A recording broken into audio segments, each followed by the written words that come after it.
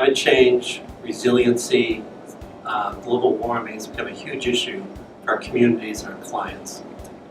There's more sudden storms, more significant sea level rise, and all of our communities and clients are worrying about how they can plan for that and make their infrastructure more resilient. I was reading an article this week that in America now, 72% of the population favors some kind of resiliency action, climate change action, and that's 9% higher than even last year. So communities, our population, are really behind making our communities more resilient, planning for the changes that are occurring right now. Our clients are really struggling with it, of what actions they take to mitigate disasters and storms that are occurring, but more importantly, plan for future resilient actions in communities. Today we have a number of our specialists from WSP, and they're going to talk about resiliency, what we're doing in the communities, and how we're helping our clients deal with the impact of global warming and climate change across the United States.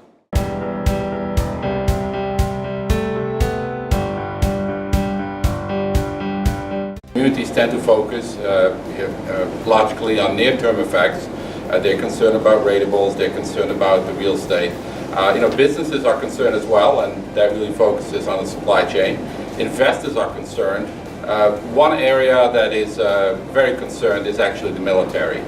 And the military is very concerned because they look at both near-term and long-term effects because of their mission. The commercial entities are principally driven by the interests of their stakeholders, by customers, by partners, by their clientele, but most importantly, as Niek said, by their investors, and they're responding to requirements of their investors.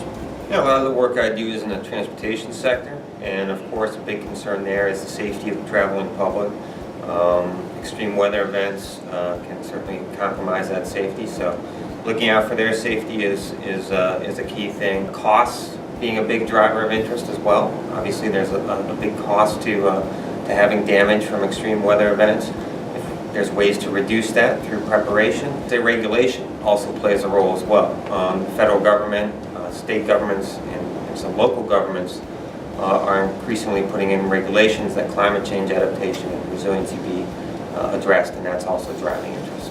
Clients are interested because the future is more uncertain than it has been.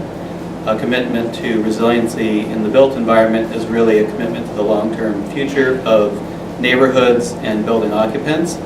And we're seeing a lot of intersections with focus on sustainability, which is kind of traditionally associated with climate change, health in buildings and neighborhoods, and resiliency. And we really see those as three tightly interconnected ideas and goals on projects that you can't ignore one without the other. We cannot prevent from these events to happen, but what can we do as a multidisciplinary firm to prevent them from becoming disasters? There is also a societal pressure that demands that we go beyond life safety to life quality, and that has to do with long-term effects.